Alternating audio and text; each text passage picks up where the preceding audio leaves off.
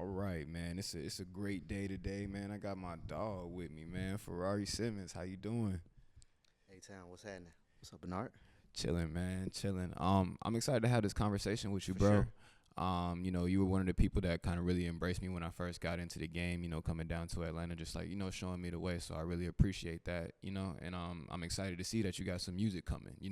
Yes, man. Yeah. I've been doing music for a while, and then I stopped.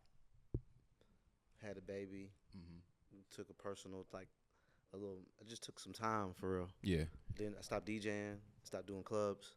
Only thing I did was my day job. I just talked on the radio Hmm. for a little bit, and then once wifey was cool, you know what I'm saying? Baby starting to get big. I was like, man, let me get back outside. Let me get back in my bag. And Yeah. that's basically the gist of it. Okay. For Okay. real, honestly. So yeah, let's touch on that, man. Like, you started as a DJ, building music and working around in the streets. So like, kind of like, can we like start there? Like, what was Yeah. it like for young Rari, while he was, becoming this full on philanthropic Crazy you person? said that because I actually started as a host. Yeah. I was talking with the DJs. Mm-hmm. I started DJing because I got bored hosting because I was just I at this point I felt like I had plateaued where I was at, Yeah. and I felt like I was like, man, okay, what else can I do? And the last 30 minutes of a party, I would like to make the DJ host, Mm-hmm. and then I would DJ. Word. I just didn't know how to blend. Mm. I was slamming records, but I was playing the right records. Yeah. Everybody kept saying, "Bruh, all right." So what happened was it was a sneaker event, and they booked me. They was like, "Ferrari, I got $3,000 for you, but can you DJ and host?" I was like, "Yeah." 3 racks, I'll But figure I didn't it know how out. to DJ, Yeah. so I just borrowed my homeboy's equipment, Mm. and I was like, "Bruh, teach me real quick how to DJ." He was like, "That's not something that I could teach you real quick." I was like, "Okay, well, show me something." Mm-hmm. So he's like, "You play the song, and then you use the fader and then the crossover to start the next song." Right. So I did that gig doing that. Mm-hmm. But I was like, "Oh, okay." And then I said, "How do you blend?" One time for DJ Ace. And I just started pairing things, and I said, "Okay, you match the BPMs." Yeah. I knew nothing about BPMs. I knew nothing about none of that. Yeah. And I went on YouTube. I started YouTubing, and I started saying, "Okay, this is how you scratch. Okay, cool." Mm-hmm. And I went and bought some equipment, and I just started practicing every day. Yeah. I was posting it on my story. I'll never forget. I was posting, and I was practicing every day. And then I started DJing. The problem was I started DJing, and then they put me in prime time because I was already Ferrari. Yeah. So that ruffled some feathers in the beginning because it was like, bro, you just started DJing like a month ago. Mm-hmm. But I mean, if you pick it up Taking naturally, my like, gigs, you yeah. know what I'm saying? And that's what was happening, you know what I'm saying? And Yeah. then being a popular / like celebrity DJ where the artist knows you, Mm-hmm. that kind of, it's a gift and a curse too because I could be DJing a big party and I'll get a text from said big artist, Mm-hmm. "Hey, bro, I need you to play such and such." Mm. But then maybe the promoter may not want me to play such and such at the particular moment. Yeah. So I just started going through that tug and pull, and I was just like, ah. It was just a lot. So, I learned how to maneuver through that. And once I learned how to do that, Mm-hmm.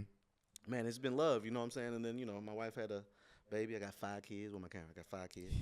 And once my wife had the baby, man, I took a little reset. Yeah. And I was able and blessed to be able to do that because, some people you can't just stop working. That's money. Mm-hmm. And I just took a little break. But I have been putting music out because I just love doing music. Not me rapping, but putting out music. Yeah. And the pandemic happened too. So Mm-hmm. the pandemic happened. I was bored again. I started putting music out. I started building up some momentum. Yeah. Me and Fly Guy DC and I had got an actual record deal, like a real record deal. What were some of the tracks that you put out during the pandemic? It was a song called Happy Birthday. Mm-hmm. That was fire. You can still stream that. It's still like getting me some crazy Shazams. Yeah. I had one called Win with VL Deck.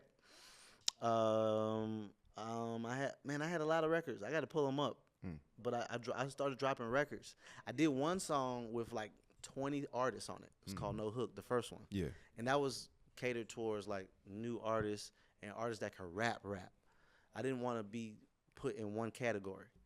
And it wasn't these songs. It was the songs that I had geared up to release. And then, I had to take a little break. Take a little break because of COVID and the kids and everything. There was a lot going on, man. Yeah. There was a lot going on. I understand that. Like, just to kind of like piggyback though, like where did this hunger start, like to become a host and like become a DJ? Like, because you said before you even started DJing, you were already hosting and everything like that. Well, what sparked that for like, Rari early on? I mean, it wasn't necessarily a hunger. It was more so who I already am. So, you put me in a room, I'm going to light the room up. Type, yeah. That's who I was in school, just growing up.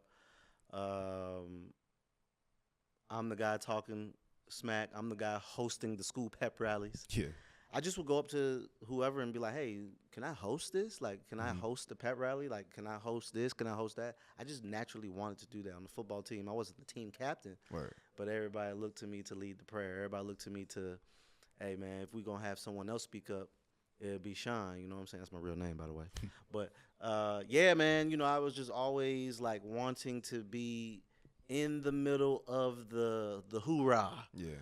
The, hey, let's have a good time. Let's turn up. That's me. Yeah. That's naturally who I am. That's dope. So it wasn't necessarily a hunger. It was more so like something. It just gravitated towards me, whatever it was. And hosting, so hosting was just natural. I've been hosting things since I was in middle school. Yeah, for real. For sure. I dig it. I'm 42. Within that, like, like you've grown in so many different aspects, and you're able to give back to the community and do different things with the people. So it's just like, reading with Rari, the RSVPs for the independent artists, the back to school give backs, the bowling events, things like that. Like, I think like, well, building those relationships with people throughout your career, like how have you navigated like the different types of people you deal with from being artists all the way up into like, executives and such? Man, bro, you got to know how to move around the room. I felt like one of my gifts of gab was I could talk to a person that's troubled and I could talk to an executive that's worth $1 billion, and I can differentiate and make sure that I articulate myself in a way that I can communicate effectively with both people. So that's a wide range of different people. I feel like I can navigate through that space. Yeah. And again, so when people ask why'd you want to be on the radio, I like communicating to people. That was my major in college, communication. So everything I encompass and who I am is on brand. I'm a 42-year-old man, and this is what I wear to work. I don't have a uniform or anything like that. I am myself. Right. When I wake up every day and I get to do this thing called life every day. So I try to make sure I stay on brand with everything that I do. So you see me dropping music. I'm dropping music with artists who are bubbling. Right. I love doing that. I do know that I have to drop big records with big artists too, but I love new artists. That's what I'm naturally great at, picking out. And hosting, that's what I naturally do. Yeah. If I see a microphone, I'm going to go talk on it. I'm going to say, okay, what is this microphone doing here? Why is it here? What's going on? Yeah. That's naturally my antennas is going to poke up. So, like, I feel like my mom and my dad always would say, just I want you to be unapologetically you. Yeah. I just took it a step further and made sure whatever I did was on brand with who I am. Right. So, as I'm working on something, I'm 10 steps ahead of what I'm doing. So as this comes out and people are seeing what I have going on, 6 months from now, you'll be like, oh, wow, he said that. Yeah. It's going to be a big project. It's going to be a big project with big names on it that I facilitated by dropping records consistently and building volume of a catalog. Yeah. That you can say, oh, wow, boom, boom, boom, boom. The socials look good. The people are supporting. Oh, wow, he's getting all radio stations support him? How does that happen if he's on the radio? You want to have organic support. Yeah. And you want to be able to make a phone call and talk to your friends and say, hey, man, look, I need your support, and not get a no. Yeah. That's real. Because me and you do the same thing. Yeah. So, like, you didn't have to reach out to me, but I'm going to have you on Come On Ball Alert. Hey, here it is. You feel me? So I just feel like that's the play. If there is one, like, we have to support each other no matter what. That's real. It's happening around us, and we're not paying attention to that. That's real. For sure. And I guess that's like the perfect segue kind of into the track with you and BellyGang. You know what I'm saying? Yeah. Me and BellyGang Kushington. Just so you know, I was tapped into them early. I Mhm. have a habit of doing that, and it's just more of a sense. It's not something that it's not nothing to brag about. It's just who I am, bro. Like I just love tapping into early artists before they blow up. Mhm. He actually DM'd me though. He DM'd me his it was 75 on 75. Word. I was like, damn, you hard. And then we just started communicating from there. Mhm. And then all of a sudden things just start falling in place with him. But I had been tapped into him, I'd say about 6 months prior to the hype. Yeah. And I was like, hey, man, can I get in the studio with you? You know what I'm saying? So I didn't get a chance to get in the studio with him, but I got in the studio with management. And this song that we about to listen to, this song was like the second song they played. I was like, yeah, I want that. They was like, well, we got like 10 more songs. I was like, nah, I don't want to hear nothing else. Yeah. I want that. And then we FaceTime, we spoke. He was like, wait, but you ain't listening to nothing else. I was like, I want that song. I was about to say, when it grab you, it grab you. When it grabbed me, I call it my Spider-Man senses. When the hair raised and like, I turn into an Avenger when I hear a song. Yeah. That's how I know it's the one. For me. Personally. Yeah. That's what's up.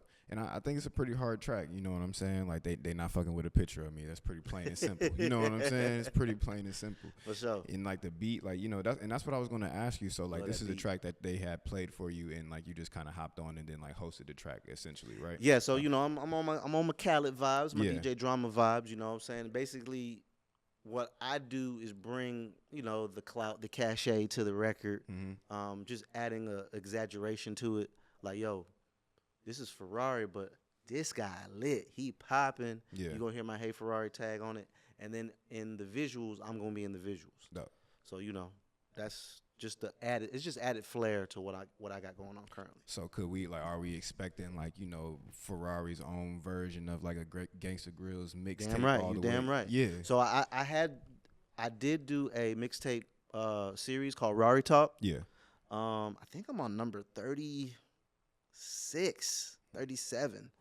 So I do have a series that you can actually go on live mixtapes and check out. Yeah. And I had a habit then of putting out songs that weren't supposed to be released then on those mixtapes, because I just wanted to have a catalog of things that people can go to be like, all right, let me do some research. So if you do go on the live mixtapes, you'll see that I had a mixtape series that dates back to 2017.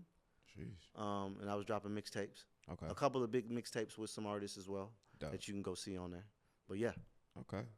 All right. So like, Belly was the first one this year. Like, so who else could we like expect to be, collabing with Rari like maybe in the next couple of months or so? So in the next couple of months, I got a couple of big records. I got one pending I can't say right now. Mm-hmm. Oh man, it's fire too. Because now I'm learning about clearances. Yeah. And you can't say nothing. It'd be you know like what I'm saying? that. You gotta build it up. Mm-hmm. I do have a good one with Johnny Blaze and Bree Biasi Okay. and Verse Simmons. That's an R&B vibe. Yeah. I'm gonna drop some R&B vibes. I have another one. Damn, I can't say yet. You're gonna see and hear some heat. Okay. And I will tell you this: I will be dropping an album for sure. Straight up.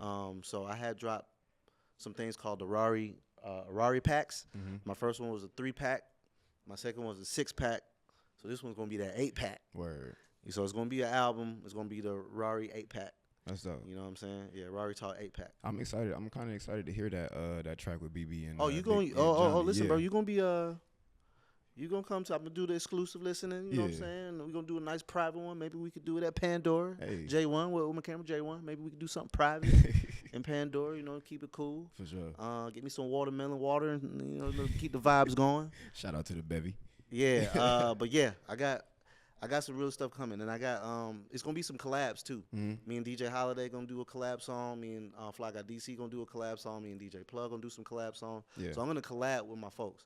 This is a collab with BellyGang Kushington. So Yeah. this is not my song featuring him. For sure. This is Ferrari and BellyGang Kushington's new record. And shout out to making sure people get that collab tag on the song. Nah, instead man, of the we features, got to dog. do it because again, like I said, we got to work together. One time for Red, one time for the BellyGang Kushington crew. You know what I'm saying? Shout out to LVRN Amber because they had to clear him. Know it. So I appreciate y'all. It's a lot of hard work behind the scenes, man. Just pitching and all type of organic vibes going on, and just getting people on point with you, and Yeah. getting in front of people like you. For sure. So like, you know, with all of the things that you've done within hip hop, you know, coming from Florida, being like a big person, one of the people to come see in Atlanta, you know what I'm saying? But making yourself a mogul and like being well established, like from coast to coast, like what would you say like is maybe one of your most memorable moments in hip hop, and then what would you say like hip hop means to you? One of my most memorable moments is two, and I keep them quick. Was Future's last interview. He doesn't do interviews anymore. Yeah, no. It was with me and Fly Guy DC. And he literally said, it's on my page, you got to scroll down far enough. He said, you know, this is my last radio interview, but I wanted it to be with Ferrari and I wanted it to be with DC. That was a dope moment. And then the second moment was a Super Bowl weekend in Atlanta. The Atlanta Falcons weren't in the Super Bowl, but that's when the Super Bowl was in Atlanta. We was at Opium when Opium was on Peachtree, West Peachtree, whatever it was at. Y'all know what I'm talking about. And then Jeezy took off his Rolex and put it on my wrist. Word. In front of everybody. Yeah. Talked on the mic, and it was just like, man, I love what you do. I appreciate all that you do for me. For those that don't know, you know, Jeezy has Agency 99, and at the time he was managing me. And he took the Rolex off his hand and put it on my wrist. It put a lot of pressure on me at that particular time, and I didn't understand. Yeah. You know, people were looking at me, and every time you got the watch, you wearing the watch. I'm over here like, damn, bro, I still got the watch. It's safe. Nah, I wear it on a special occasion. But again, you know, it put me in a different stratosphere of respect, and people be like, damn, Jeezy don't do nothing like that. Yeah, right. You know, so it was just a dope moment. And then I would say last thing was finally getting on the radio in Atlanta afternoons. That was fun. Me and Fly Guy DC did nights for a long time. But we've been kicking ass, myself and BT, with the Ball Alert show, podcast, and radio. We kind of make it the same. So if you listen to the podcast, it sounds like the radio. If you listen to the radio, it sounds like the podcast. So we've been doing really good with that. Those would be my three. That's what's up. For sure. Heck yeah. And then again, the last question is like, you know, what would you say hip hop means to you? Man, what hip hop means to me, hip hop is who we are, bro. It's an expression of who you are. I love hip hop, man. I was just explaining that to the other day. I love hip hop music so much. It's a fabric of who I am. I listen to hip hop music all day, every day. It's just who I am. Like, look, my hat's backwards. You know what I'm saying? I'm going to work. Yeah. I'm at work. And, you know, that is thankful in part to hip hop, bro. Like, I get to talk on the radio. I get to talk about music. That is hip hop. Yeah.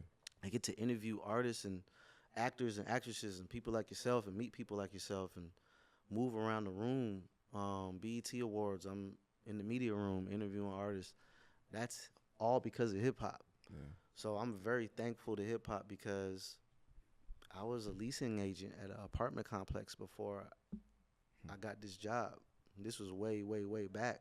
You know, it was over 15 years ago, but that's probably what I was going to end up doing. You know, I probably would have moved up in the property manager. I tried, how you try to map out. Okay, if I don't get on the radio and I don't get these clubs and get this going, that's DJing, my 5-year plan. This is what I'm finna do. Yeah, and I'm so grateful and happy that I was able to land this. Like, even what you do, bro. Like, think about it, bro. Like, you fly as hell right now at work. At work, yeah. You know what I'm saying? I know some folks that's pissed off at work. You know, and they got a uniform on. They don't want to be doing that. You know what I'm saying? So can't even be themselves. That's what hip hop means to me, bro. It's just like, man, I'm just so happy that like I got 401k. Yeah. I got a retirement and health benefits. Like, and I get to talk on the radio. I get to talk on the radio. Yeah, it's crazy. Man, come on, bro. I got my face on a bus and on a company car. That's big. Yeah. If you would told me this maybe 15 years ago, I'd be laughing at you like, nah, I'm cool, but I don't know if I'd be that big or in that whole stratosphere, you know? So I'm just grateful and blessed, and I feel like as I got older, I'm just more thankful because I done went through the BS to get where I'm at. Because there was a lot of it. Yeah. It was a lot of it. And you already know. Yeah, bro. The things we got to deal with. But, yeah, Hey, appreciate man. you, bro. And I want to take this time to give you your flowers, bro. I want to do it on camera, and you're coming on Ball Alert, but what you guys are doing in Atlanta, one time for you and J1, what you guys do in Atlanta is very necessary. Because you got to remember, at a point in time, people never came to Atlanta for media. Mm-hmm. And that's why you see on Ball Alert, the Ball Alert show, you see us talking about Atlanta things. Yeah. Because I want people to know, yeah, Ball Alert is one of the biggest blogs in the country, right? But Ball Alert show is in Atlanta. That's where we are at. Mm-hmm. And the fact that you are here and you're doing what you're doing, it's necessary to the culture. You're doing a great job. J1, you're doing a great job. So I just want to give you your flowers because we don't get them as much as we should because our jobs is we're giving the flowers. We never really receive them. So I just want to give you yours, and J1 give you yours because it's very, very important that we do these for each other. We help each other out. So, yeah, I appreciate you, bro. No, I appreciate you, man. Like I said from the start, you've always been somebody that showed me love. A hell of a hustler, man. Just somebody to naturally be motivated by just watching. I you got move kids around. and child support, bro. So, you know, Hey, I got no choice. That'll make you get to it for sure. Yeah, man. But nah, like I said, man, like anytime, bro. Like we always, one hand. Oh helps yeah, we support each other, bro. Yeah, Yeah. anytime I hit you and I need you, you always pull up for me and vice versa. So Yes, we sir. locked in, brother, for sure. Lock. There it is, y'all.